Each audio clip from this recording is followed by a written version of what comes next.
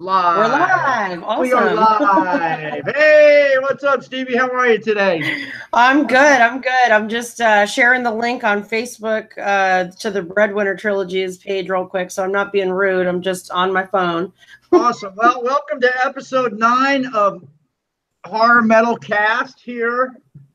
We had some technical issues on the way in here. We got here a wing and a prayer, but we got here. We are here. I'm still wearing my glasses on there. I got my glasses on.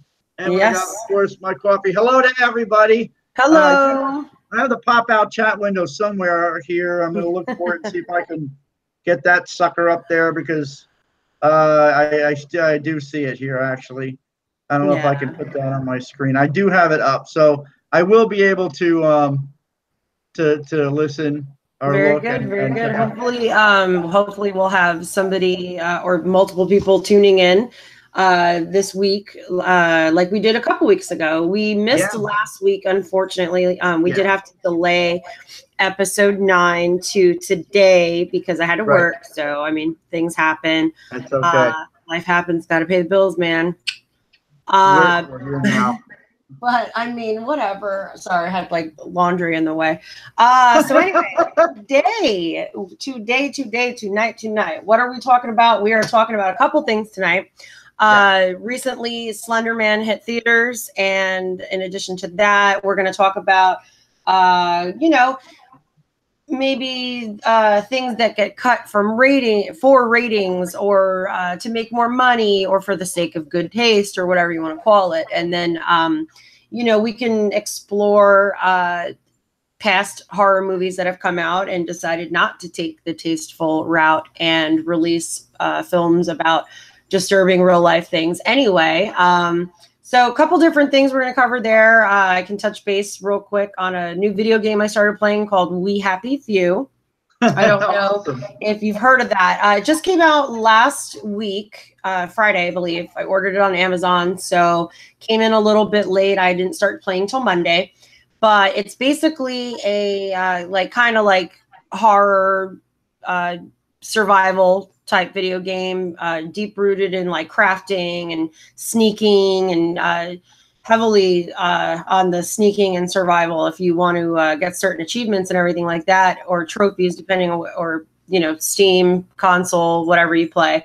But so far I like the game. I'm about halfway through the first story, and basically what it's about, if you're not aware, is about set in England in the 60s, like an alternaverse, basically alternate timeline where, after the war in the 40s, things are very different. The population basically over medicates with a drug called joy, and it makes people absolutely just hysterically insane. And so you have like kind of two sides of the equation. Either it makes them insane in a good way to where they can, like Arthur, the main character that I'm currently playing, to where he wakes up and he's like, I don't need to be taking this drug anymore. I need to escape this damn island and get my ass out of here because these people are crazy. Or Right. for the most part, you take joy and you are insane and you're murderous and you live in this happy little bubble, or you catch plague and you go nuts and try to kill people. But it's a wild game. It's pretty cool so far. I like the story. It's very mysterious, and for the most part, nothing convoluted or anything like that. I just don't think I've really gotten very deep into the meat and potatoes of the game yet, but I am enjoying it so far. So if you like, weird kind of wacky survival horror, it's first person. Mostly melee combat from what I've experienced so far. There's not really guns, which Right. makes sense in England, but especially in the 60s. And it's wild. You've got like these wacky, like 7-foot tall bobbies running around. You've got creepy doctors that they can smell whether or not you're taking your joy, so they attack you if you're not. I mean, it's wild. It's fun. It's fun. It's very reminiscent of BioShock. The artwork is awesome. It's really a beautiful game. I'm enjoying it. So I would definitely say if that's your thing, check it out. Even if it's not your thing, you want to play something new, try out a new game. It's called We Happy Few. It's out from Compulsion Games, which off the top of my head, I can't think of anything else that they've done. They probably their debut game. So very good, very good. I like it. I applaud it. It's a good game. Very cool. I don't know why, but I'm not on the feed here. I don't know if anybody else can see me. Yeah, I can see you. Yeah, you can see me? Yeah. I can't see me. May not have your video window up. That might be the issue. I don't know if I'm in the video here or not. I can see you. Okay. Well, yeah. Well, you just want to sit there and look at yourself for an hour? Present to everyone. I think, do I got it now? I don't know. No, nothing has changed. I don't know what you just did there. I'd probably not do that. I don't know. There, whatever I did, I just changed back. Normally, normally when I'm speaking, it'll show, but I don't know. All right. Either way, I wouldn't worry about it. So anyway, let's dive into Slender Man. Did you go see it? I'm sorry? Did you go see Slender Man? Did I go see it? Not yet. And you know what? I'm tossed up as to whether or not I should. All right. So here it is. Back in let me get my glasses on here so I look very studious. Okay. I like it. All right. So a few years back, there was an actual encounter where two girls, I remember that. Morgan Geyser and Anissa Weir, stabbed Peyton Leutner 19 times. They lured her into the woods, and this poor girl was stabbed 19 times. She lived. She got out. But they said that Slender Man pushed them to do this, right? It was like in their heads, and the girls were walking down the interstate covered in blood, and they ended up, saying that Slender Man did it. Now, all of a sudden, there's a movie, and the movie comes out. Well, that Slender Man didn't originate with the tragedy that occurred with those three girls. It originated on the internet as what they call a creepypasta. Just an online, the guy, I can't remember his name, the man who initially photoshopped the Slender Man into like all those creepy pictures that you'll see like floating around on Google and stuff like that. He had just done it for a forum for fun, and then it kind of like just exploded on the internet back in the day. I think it was like 2008, 9-ish, something like that. Right. So these little girls clearly were very mentally ill. They were very mentally unstable, and unfortunately, they took something that they saw on the internet and, distorted it in their twisted reality and, tried to murder another little girl. And I think that's horrible. And at the same time, though, it's not this fake character's fault. It's not actually Slender Man's fault. It's these two little girls with a lot of mental health issues, and that's very unfortunate. And so the movie, like you were about to say, now a movie comes out, and I think it's really unfortunate that they took this fake thing off the internet and they turned it into something horrible, but it also is on the other side of that coin. And maybe I sound like a heartless asshole, but it also is unfortunate that the film had to be watered down so much because of the real life tragedy. I don't even think the film should have even been made because they sacrificed so much to be tasteful. And, if you looked at early trailers versus what was actually shown in the movie, right, half the fucking film was cut. It was horrible. The movie had no antagonist, aside from Slender Man, who can't speak or do anything anyway. So the film essentially was just nothingness. It didn't really have an ending. I mean, there was just like kind of like, nah, we're done. It was like this weird voiceover nonsense, and I feel like it was kind of just like a fuck you to people that have been familiar with the lore of Slender Man and everything like that.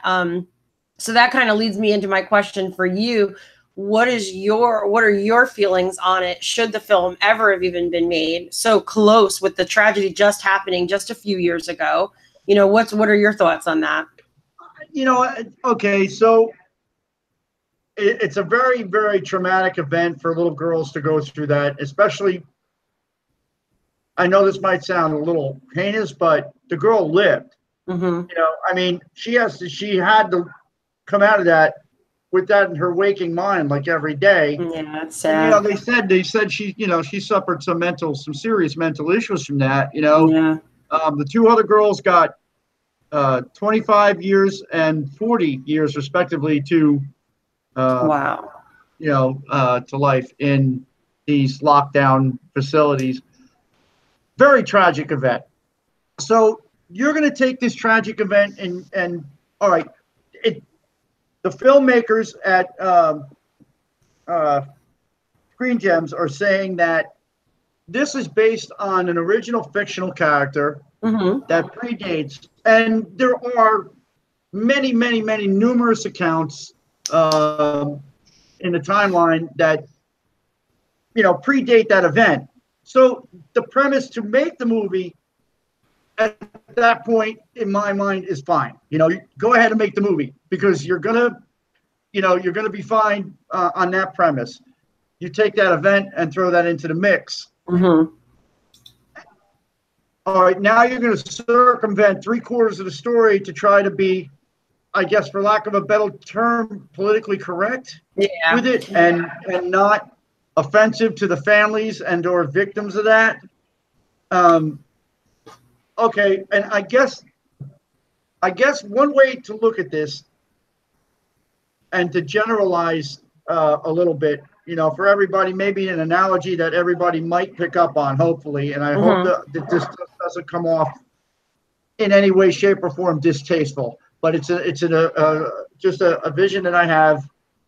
The best way to understand this would be, for me, if you took a movie about 9/11 and you showed that incident again in any other fashion, or made it, I don't know, in some way distasteful, or deviated from the truth and made it more, I don't know, catastrophic, and then you're trying to cash in on that. That's where people's heads are. I mean, that to me I would find that, I would get pissed at that. I would definitely be like, look, this was a seriously tragic event. All right, and that's huge. That's that's a global event, right? You're talking about 3 girls and 3 families, and all the people respectively involved in that. Okay, but you got to look at it from that standpoint, because to them, this is 9/11. You know what I mean? This is D-Day. This is on a personal, right, on a personal scale. I see what you're saying. But hopefully the analogy is, I didn't take too much time trying to get it out there. I completely understand it. It's like you look at something on a massive scale like that, horrible, worst thing in my American history, on the life that I've been alive on this planet, and then take it into like under a microscope level, right, and put it into just the intertwining lives of like 10 people. In this little town, the families, the police, whoever was, involved. That is, I completely understand your analogy. That is a cataclysmic event for these people. So it wasn't lost on me. I totally get it. Cool. Thank you. All right. I mean, and that's my take as far as, if I was, and I'm trying to put myself into the shoes of the family that have to see this, I understand that they would be upset. I get that. But the film, and I remember reading that one of the little girls that, tried to kill the friend, I don't remember which one, but her father said, this is horrible. I can't believe they're making a movie about this, blah, blah, blah, blah, blah. And I believe it was Sony originally that was going to make the film. It's because it was supposed to come out in May. Right, and they pushed it all the way to August. And they found a different distributor. If I'm recalling correctly, they responded in kind with, it's not about your children. It has nothing to do with your children.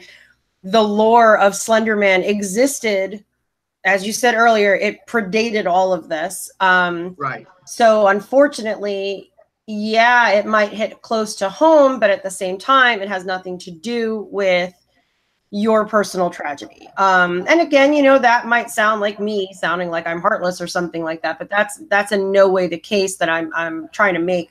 What I'm stressing here is that, you know, it is very similar to the real life events that happened. So maybe just 2 years was too soon. Maybe it Right. was a little too soon to make the Slender Man movie with little girls killing each other or hurt or self-harming or whatever it is that was edited out of the film that made it so horrible and, in my opinion, just unwatchable. But, you know, if you think over time, you know, maybe 10 years, maybe 20 years, whatever, but if you think of over time, other films that are based on extremely disturbing real life events, the film Auschwitz comes to mind. Think about the Manson family. Think Right. about Zodiac Killer. Basically, any film based on serial killers or you know, look at war films where people came back with loss of limbs and or some people didn't come back, and or they did with PTSD, things like that. Those are all really horrible and disturbing real life things that people went through, that studios and directors and everybody pocketed major cash from, all in the sacrifice of tastefulness. So I think in this case, perhaps they could have left the stuff in, and, you know, no offense and not to insult anybody, but if you don't want to watch something, don't. Right. It's that simple. If you don't want to watch something, don't watch it. You know, but to edit a film down to where it really doesn't make any sense. There's no point. It should have never been made. It should have been maybe shelved and released in 3, 4, 5 years, whatever, or maybe just never release it or rewrite it and make it completely different. Make it about college kids. Why does it have to be about little girls? You know, maybe the college kids have younger siblings and Right. they have to rescue them or something. You know, these are just my like rambling thoughts about it. And again, I'm kind of unapologetic anyway, but I hope I'm not coming off as an insensitive person. No, not at all. I don't see that at all. I mean, it's a realistic approach to it, and it was Mr. Weir, the one girl that one of the perpetrators, her father was the one that said it to Screen Gems, and he feels that it's just a money grab, you know, to just grab the money and Isn't that everything in Hollywood though? Isn't everything a money grab? You know, in this day and age, you know, any originality, I don't see. Well, hey, repeat all of that, because that was, I don't know how it was on everybody else's end, but that was like a weird, choppy, Yeah, I had to. I'm getting that too. We're getting a lot of interference. This is a freaking disaster tonight. I mean, outside of my coffee is the only thing working on my end here. My brain is out to lunch. The computer is off. I had to change everything. It's just been this was a disaster from word one for me to get in here. It's okay. It's okay. It's my fault. I threw us off last week by having to postpone everything. So no, that was fine. Hey, listen, you know, life does happen, and you know what? That's the point, and that is actually the point that maybe we should be kind of focusing on here, or they should be focused. Life does happen. You know, it did happen. It was tragic, and you got to move forward now. You know, you have to, you got to move forward. I don't know. It's so hard to say how you would feel unless you were in that position, right? I'm very accepting of things, and I think that I would be. Maybe I wouldn't be happy with the event of them releasing a film about that.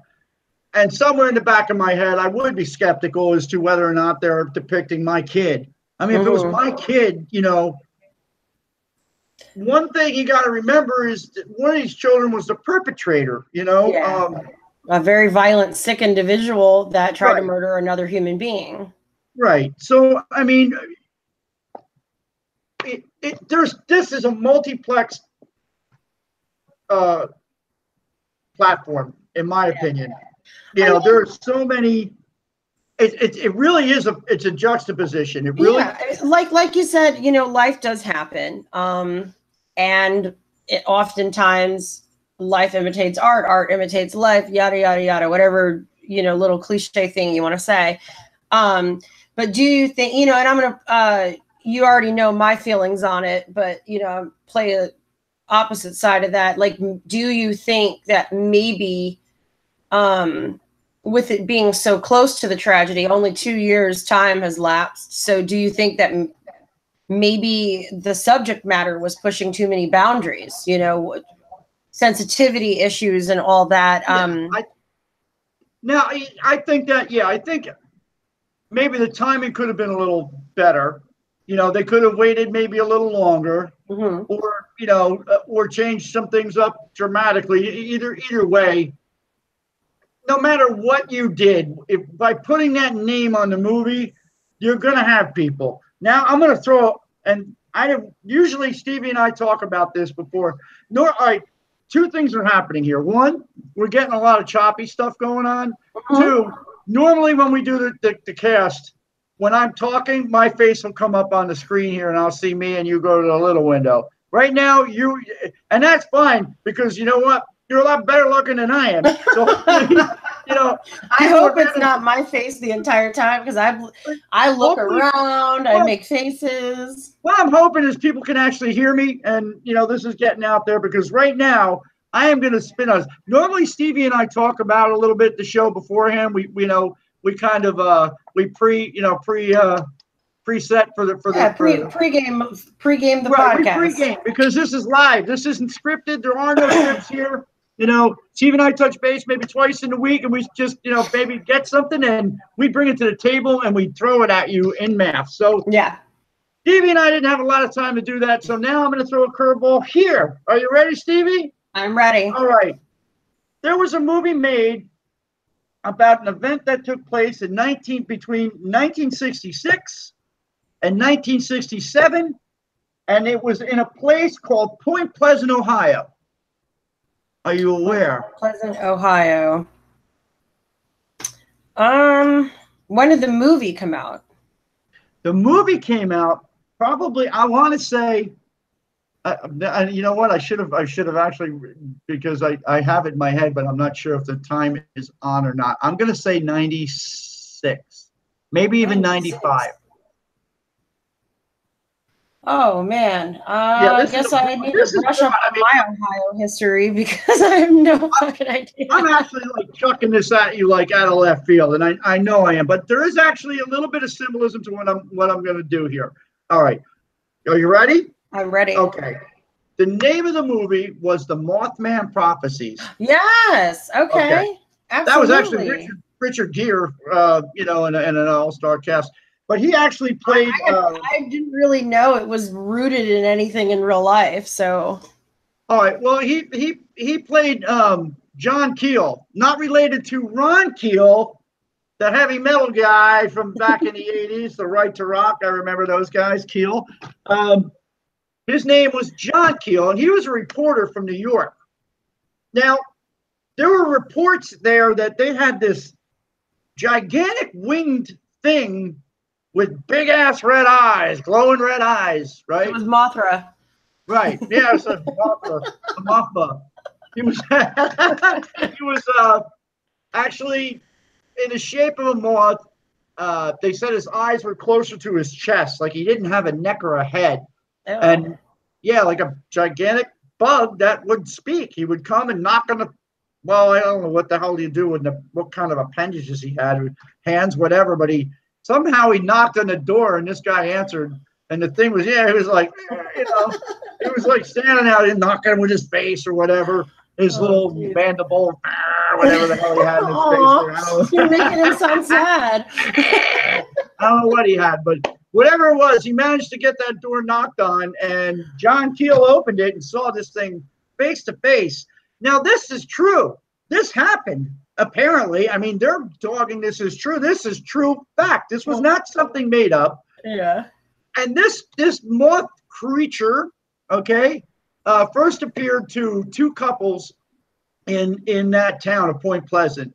And they didn't understand what he was trying to tell them. He was trying to tell them something. And John Keel had pieced this thing together and gone back to New York, and it hit after a certain amount of time. A bridge collapsed. Mm-hmm. I remember that from the movie. And 64 people died. And this thing was trying to tell him that it was about to happen. Now, the families of a lot of these victims were all tied in because they were all local. So they were actually very homespun and very closely knit in family.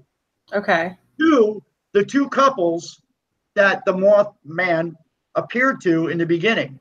So this thing came to these two couples because they were generally, connected in a way. They were very connected to the families that were going to die on the bridge.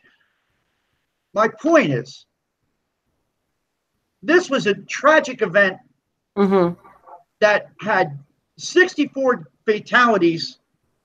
I'm sorry, out of the 64 people that went in the water, there were 42 fatalities and 2 were never found. 2 people were never found. Now, during that time, in that 2-year period, this thing appeared to 200 people saw this thing. There were dog mutilations, and from what they were saying, UFO sightings all over the fucking place. Right? Okay. But the main thing is that this was a true event that terrorized an entire town. And I don't remember ever once hearing of anybody protesting the movie. Okay, so I see what you're saying, but to be fair, that happened in the 60s and the movie came out in the 90s. So I think with something like that, and that's kind of, throwing back to what I was saying earlier, 2 years is not enough time. And I think that goes right into the story that you were telling with Mothman. Slender Man's not real. Mothman's probably not real, but there have been cases of mass hysterias or whatever you want to call it. I'm not like a real big believer in the supernatural or anything like that, so I'm just going to call it like I see it. But in a case like that where a whole town of people are like mass hallucinating something, or they all have this like weird intuitively terrible feeling inside of them, you know what I mean? What if they had made that movie in 1972? It would have probably been in really poor taste, because not enough time had passed. So when you look at this, where this horrible tragedy occurs to this really little girl, and it's fucking terrible, why are you going to make a movie only 2 years later about it? Like, that's ridiculous. And again, let me correct myself. A movie similar to what she experienced, because again, the movie was not about any of these girls. None of them had the same names. Nothing at all was the exact same that happened. However, it's still so similar. It's still so fresh in everybody's minds. These poor families, you know what I mean? That's fucked up for a young child to have to be like, oh, look, I lived through that. And then now here's a movie about the same thing that these two girls hallucinated was speaking to them, So 2 years is not enough time. No, yeah, well, I guess that was probably the point that went through my head. Yeah. When I thought about it. I mean, it's just a thought that occurred to me while I was sitting here. I do a little bit of research for this, and look at things. And while I was doing it, that's the thing that occurred to me the most is that was a major tragedy. And that was just one event. Like you said, there's been movies about Auschwitz and everything else, that depict, people being massacred, in the hundreds of thousands. And it's not something that's not going to be there. I mean, there's always going to be somebody's going to have an idea to take that tragedy and, but hopefully they're not thinking turn it into, a moneymaker. Yeah. Hopefully, well, in the case of, and that was the thing, this was the thing that got me because he said it was a money grabber. Now with the Mothman thing, they were just trying to get the story out. Mm-hmm. You know what I mean? You could tell that they were just trying to really get this story out because it wasn't very publicized. Yeah. Back in the days back in those days when we had black and white TV and, we didn't have feet or legs and we crawled around like this. What we did, that's the way people see it. We didn't have color TV. Oh my God. Yeah, that's crazy. I know I was alive during those days and that definitely predates me. But, things weren't so readily available. You didn't see anything unless you read it, and Mm-hmm. you would have to go to a library or a bookstore and actually find these things. And, they weren't so readily available unless you sat in a dingy old, like the old movies, you're sitting in there going through microfilms, you know what I mean? Oh, yeah. Look at this, and you got 10,000 pieces of paper in front of you. The librarian puts stacks down. That's a little PI detective work, movie style. Yeah, back in the day, that's how shit was done, man. You didn't have all this tech savvy crap where, let me Google that shit, Yeah, exactly. and all of a sudden, instant gratification. So it wasn't so readily available. You didn't hear about these things so readily. And when something like that happened, it was very hush hush. It wasn't posted in the papers or the tabloids because that's all we had. Mm-hmm. As much. You might read like a small snippet of it. And the reason was, and the best thing that I could think of, the reason that we did that back then was because we didn't want people to suffer through it needlessly, endlessly, over and over and over again. Yeah, right? And that's what the media does now. In my opinion, is they just fucking beat every damn news story to death.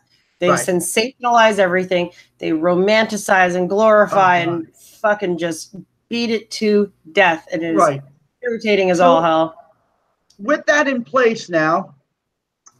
Oh, Sean's here. He says, "Hey, I'm late to the party." Sean, what's up, buddy? I don't know if you can see me or not, but how we doing? I'm going to try to look at the chat. I'm afraid to look at the chat because if I look at the chat, something might explode. He's watching from work, so that's awesome. Can you see me? I think so. Sean, if you can't see Joe, just say can't see Joe. But so yeah, I guess he can see. He said, "What's up, Joe?" So awesome. What's up, dude? Solid here.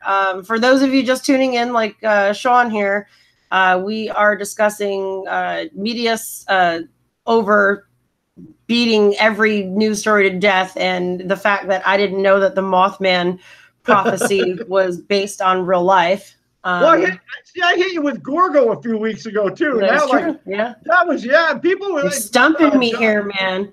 Oh, he did say he can only see me. I wonder why. That's strange. I don't know. Sorry, everyone. You had to be staring at my very strange face for. Can he hear me? An hour. He can hear you. Yeah. Okay. If I'm heard, then that's good enough for me. I'm happy with that. I don't know. I hope so. I don't know. If I go to cameraman, is that better? I don't know. Sean just said laugh my ass off, so I don't know what's going on. I don't know what I did, but I got it. I fixed it. Yay! Oh my goodness, thank God. There's no way I could have another 30, knowing that I had another 30 minutes of having to look like a normal person. I mean, you look like, how you doing? I look like a hillbilly tonight, man. I'm all jacked up. I am sporting one of 12 DTA shirts that the country has right here. This is one of 12. These were the original DTA shirts. Awesome. And there was only 12 of them made because that's about all the fan base we had. We were like 12 people, and they took turns. And they said, "Can I wear the shirt this week?" Oh, God. No, Billy Bob, you can't wear it. So before we go off on one of our tangents, I'm very curious to hear your thoughts of what do you think the whole Mothman thing was? Do you really think there was some weird moth guy? Do you think it was an alien visitor? I mean, like, what are your thoughts on it? I work with someone that I would consider to be Mothman. No, I'm kidding. I really don't. I think we all work with someone that's mothy. So I mean, he's got this mothy appearance. No, I'm kidding. I'm kidding. He leaves white dust on chairs. I'm kidding. I'm joking. All right. So do I think? Yeah, I do. I do believe in the paranormal. I've seen shit that would make, if I didn't cut all my hair off, it would be standing on end. That's why I cut it all off, because it was all standing on. I do believe it. I believe that the truth is out there. Sean just said, cue the X-Files theme. There you go. That's it. I'm with him. Sean, what's up? What's up? What's up? How you doing? Thank you for listening. Hopefully there's more than one person. Yeah, maybe they were just so they really liked our Slenderman Mothman debate. So awesome. Well, you know what? I don't know where that came from, but I was sitting here and I was thinking, but yeah, I do believe in Mothman thing. I believe it's something. What if it's Moth Woman? Dude, okay, now right. He was gender confused for a couple of days. You don't know. Moth thing didn't know where to pee. I think if there was a moth creature, if there was, because like I said, I'm not into ghosts and all supernatural and bullshit like that. But I do believe in aliens. So if there was a creature that came and visited people and tried to warn them of impending doom, it was probably an alien. That's what I'm thinking. Especially because you said there was like UFO sightings and stuff like that in that same town, right? Well, they had in that time period, and I'm not sure the months, but it was the year 66 to 67. So it was about a year. Okay. That this town was like just plagued with weird shit. You know, they had multiple, like 200 people that saw this thing, and they all described the same thing. So was it mass hysteria? That's a possibility. Well, what they said was that all these things weren't publicized. So they really didn't talk about it out loud and make it very noted in the town or the area that there was something. You know, I'm sure people were talking, you know, back then when you went to a food store or something like that, you spoke to one another. And that's how people, you know, there weren't cell, you know, and I make a joke at it, but there weren't cell phones. So communication was, you know, word of mouth, talking, and people would talk back and forth at drugstores, at food stores, and so forth. And I'm sure somewhere in there, people were, you know, tossing that around a little bit, and that idea got out. Now, at that point, how much of that was transferred? How much transference was there? In my mind, very little. There were very odd, bizarre happenings where dogs were, I hate to say because I'm an animal lover, dogs were mutilated. They found a string of dogs throughout that year. The number was, off the top of my head, I think it was like 25 dogs that they found, you know, murdered, mutilated. And then there were sightings of, you know, bright lights dropping out of the sky onto the town, descending on the town, and just staying put, and then going back up. And most of the times that they saw the lights, there were other people some people would come in and say they saw these lights. Other people would come in and say they saw the Mothman thing. So there was a big to-do there about it. And I don't know. To me, you know, you got a few hundred people seeing this thing. Mm-hmm. Now, out of 200 people, how many are nuts? I mean, probably a lot. Well, think about it. I mean, all right, if you want to average it out, and we could try to average it out. I mean, in my head, when you have to take on that 200 people, if they were like me, a lot of them would be crazy. you would probably have, I would say, maybe 10%. Let's just coin it off at that. Right. And for the sake of argument's sake, say maybe 10% are crazy. Okay. Now you have 90% left, though.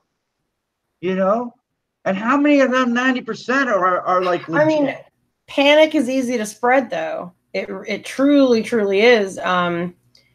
Especially in a small town where people's dogs are being murdered, probably by a serial killer, in a totally unrelated thing. It's the conspiracy theorist in me that wants to say, and I mean, I'm not a true conspiracy theorist, but I do love reading about them. I genuinely enjoy hearing and reading about conspiracies. So, like, what I want to know is who's to say that this wasn't a weird experiment? Not necessarily the government, but it could be anything. It could be a university conducting experiments for psychology. So what if this was all done? They mutilated people's pets. They came in. They fucking had somebody dressed like a moth, like a nutcase, and it just so happens that very coincidentally, a bridge collapsed. But now this thing was depicting the bridge before it happened, and that's the whole reason it was there. It was there to warn people that this was going to happen. Then maybe they went and blew up the bridge afterward. I just don't know. I mean that's the conspiracy theorist in me was. I'm always trying to think of other options than just, it must be a ghost or some kind of prophetic creature. Sean has a question that says, what do you know about the skunk ape in Florida? I don't know anything about the skunk ape in Florida. I know nothing about skunk ape. I'm going to look that up. Yeah, that'll be a topic. Thank you. I'm gonna look that up real quick and see. But Sean, if you can hear and see me now, hopefully you can. And I for whatever reason cannot see the chat. One day I will. One day I'll be able to afford the chat. So supposedly it's Florida Bigfoot. Hey Joe, you like Bigfoot? Oh, I'm a Bigfoot nut. Yeah, I love Sasquatch. You believe in all that. Nobody knows that too. I'm like a closet squatcher. No, I did not know about this. And I'm a closet squatcher. Oh my God, I love that. Don't squat in the closet. That's disgusting. You don't put biscuits in your own closet. I'm sorry. I'm stepping. I am so far out there right now. It's not even funny. It's been a weird day. All right, so let's get away from the luggage and we'll go back to the skunk guy over there. I'll definitely look into that. That's going to be a topic. That'll be a good. We're going to table that. Florida Bigfoot. Yep. All right. I'm writing that into the memoirs here, and we will have that. Hey, we have notes. We're taking notes. We're professional. I like it. Well, cool. We've got probably about like 15 minutes left. We really can just kind of talk about whatever the hell we want. Next week, we're going to have a guest here. Yes. He was supposed to be on today, but technical difficulties. Barring technical difficulties next week, even if I got to drag them into the house here to get them here and put them on this particular camera, we will have Bobby Lucas and Alex, whose last name I can't remember because I know him as Roach. It's Roach. Hey, Bobby Lucas and Roach, do it. That would be the Metal Bully and Roach show that they do. It's a radio show, and we'll get to the radio station and all that stuff down the line. But Bobby is the vocalist for the metal band Attacker, if you're familiar. They've been around since the early 80s. Mike Sabatini is still there punching the drum kit out. And my good friend John Hasselbrink is a guitar player. Mike Benetatos on guitar and Brian on bass. Just an amazing group of guys, a great bunch of friends of mine. And Bobby will be here next week. Now, Bobby happens to be, in my opinion, one of the most knowledgeable people in horror. Oh, yeah. Right. So, I mean, this is a horror metal cast, right? Yeah. So we'll have to I'll have to come up with some great interview questions for them. That'll be fun. Talking about a little bit of everything next week then. Yeah. So it's going to be a roundtable kind of thing there, because they do a bunch of comedy on their show, and I've been privileged to get on the show with them a few times, and it's absolute. I mean, it's mayhem. I'll be posting links and everything for that. They're really great guys, and I'm pretty sure Roach is going to come with them. Alex will probably come up with them. Very cool. Yeah, so we're going to actually have some guests on here. So if you guys want to form questions, if there are viewers watching, hopefully people are watching, you'll be able to ask questions live. This is live. This is not scripted. This is live. We don't do this premeditated in any way, shape, or form. Stevie and I have had, I think, maybe 4 texts all week beforehand. We don't do a lot. There's not a lot of interface on the show before. We save everything for right here, right now. And this is 100% live. This is not contrived at all. Okay, here we got some notes right here, right? We got notes and we got coffee, and that is what I got on this, right? Well, I have water today. I'm tired. I went a little hard last night, so nursing that with lots of water today. So you were burning the candle at both ends. I got my glasses too, which make me look incredibly smart sometimes. Now's not one of them, but I do look incredibly smart sometimes with them on. No, you do. You're always very smart on the podcast. We both are. I just really, I'm like mortified that like the first half hour of this podcast was like just my face. That's so terrible. That's okay. No, because like for example, when you're talking, I'm just like, looking around, I'm making faces.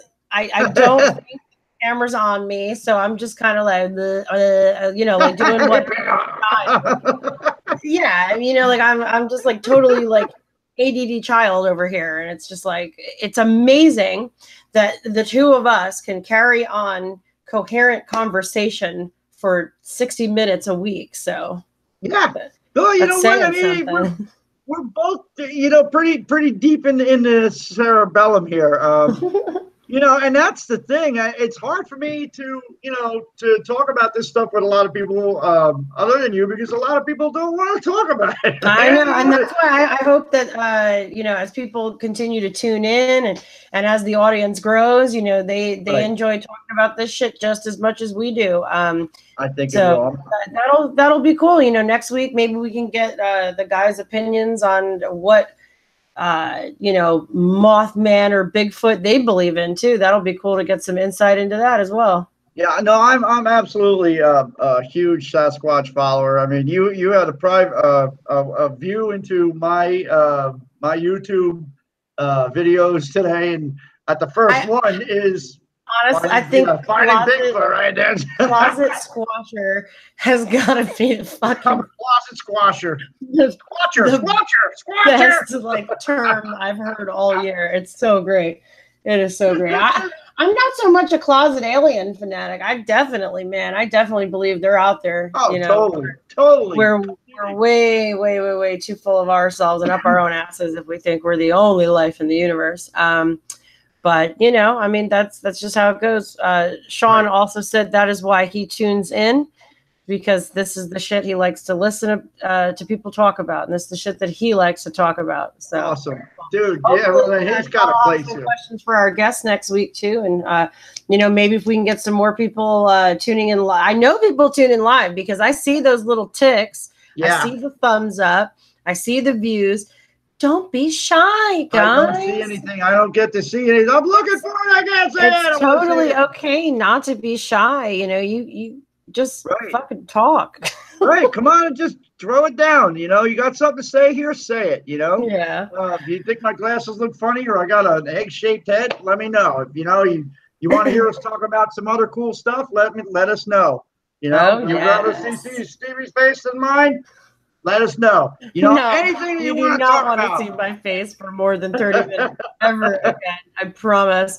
I'll wear a ninja mask. I'll wear some kind of mask. I don't know. I'll find one. I'll make it more interesting next time. Sorry, guys. My facial expressions are not that entertaining.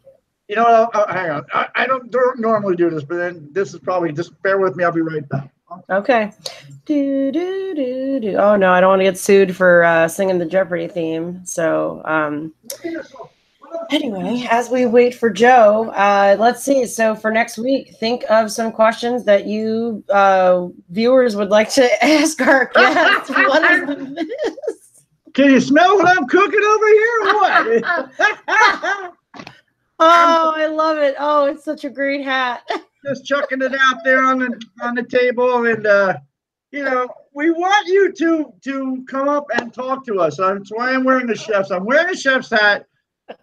Hopefully it'll break the ice, and you guys won't be afraid to say anything now, because I'm making a complete ass out of myself. Well, not only that, but you've already come forth and said I am a closet squatcher. So I think you have won the internet tonight, Joe. I bow to you. You have won the internet this evening. Closet squatchers.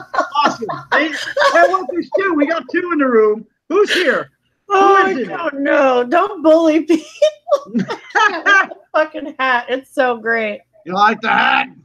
I do. I don't even have anything cool near me. I just have like weird nerdy video game shit. I don't have any hats though. I'm kind of bummed. You have won the internet tonight. You have won wholeheartedly the internet in our podcast tonight. But oh shit, that's awesome. Right. Let me take the hat off. There we go. Well, very good. I appreciate everybody who took the time to put up with my face while we had technical difficulties. And thank you for tuning in. Thanks again, Sean, for chatting live. Very cool stuff. Sean on the show. Oh yeah, we'll schedule it ahead of time. He's got a busy life, got some kids that I think are going back to school soon. So we'll have to schedule something. Next week, people, we've got two guests, Bobby and the Roach. From their own little radio show. Is it a podcast or a radio show? It's a radio show. Okay, and, cool. Yeah, it's on Metal Messiah Radio, and it's the Metal Bully and Road Show. You can definitely check that out at www.metalmessiahradio.com. Yeah, very cool. Yeah, it is. And you know what? I got a shameless plug to make here. Just do it. It's shameless plug time. Yeah, shameless plug time. I want to say hello to my beautiful and illustrious wife, Christina. She's waving at me from the chair over there. She actually had shoulder surgery. So, if you guys can wish her well, that would be awesome. She's doing a really speedy recovery. Thank you. Yeah, she is just a monster. I mean, like an absolute maniac. She was, not even 2 hours out of the ER, and she was already, at the laptop trying to work when she should be recovering. Yeah, she's doing great though. She is just a little monster head over there. Yeah, I'm very proud of her. Okay, so with that said, I'm going to move forward now and talk about the 2018 New York Death Metal Annual Music Festival is this weekend, and Possessed is going to be there. Leeway is going to be there. Toxic's going to be there. Attacker's going to be there. Oh, yeah. My ex-alma mater, Blood Feast, will be there. There's going to be a bunch of bands there that you're going to want to see. So this is the 2018 New York Death Metal Annual Festival. I actually played that a few times with those guys. And cool. This was great. I think this is going to be Mid-Hudson Civic Center on Friday and Saturday, and then Sunday it'll be at the Debonair Music Hall. So this is a 3-day event. Oh, that's cool. I guess just go online and Google the NYDM, which is the New York Death Metal Annual Music Festival, and you'll get all the information you need to that way. Or you can just go up on Facebook and do the same thing. Or go to one of the band's pages, Leeway, Toxic, Paralysis, you got Enraged. It's 3 days of metal. So go. That's awesome. Get in there and check that out. That's one thing. Now I want to go to something I probably should have written down. Might have made life a lot simpler had I just written it down. But nope, not me. I'm not going to do that. Why It keep it happens. easy? It's okay. We don't make anything easy on ourselves, do we? No. Today, let me see here. Reigning Metal, George Anthony, who is a friend of mine on KNAC Radio, actually gave one of the bands, Helmer, that I'm in, airplay. So I absolutely want to thank Reigning Metal and George Anthony, and that is he's in Australia. Now, oh, wow, that's awesome. Yeah, in Australia. Let me see here. The page is Vox 106.9 FM. So it's an actual radio station out there. And then here in the States, it's all syndicated on the internet. So he's on KNAC and Vox 106.9. So big shout outs to those guys out there. Oh yeah, shout outs, guys. Thanks for hooking Joe up with the play. That's awesome. Eat Lead was scheduled for Saturday. Unfortunately, the venue had to cancel the show, so we are not going to be playing. But I will leak this out now. Are you ready for this? Yes, exciting stuff. Do it. In October, Eat Lead will be playing a Trauma night. Ah, very cool. Trauma films are going to come out, and they're going to do a night in a theater, and they are going to put a movie or two out there, and there will be members from Trauma there. And we, Eat Lead, will be playing directly following the show. So how cool is that? Cool. That's going to be a lot of fun. Now that's in October. Awesome. We're gonna definitely, as it gets closer to October, we're gonna definitely have to have like a Trauma night. Yeah, a podcast night dedicated to that. That's awesome. If we do that, my singer, I know his name. I do know his name. He would. I do. It's somewhere in here, and I can't. I mean, I can see he's that guy. That guy, the Eat Lead singer guy who knows his name.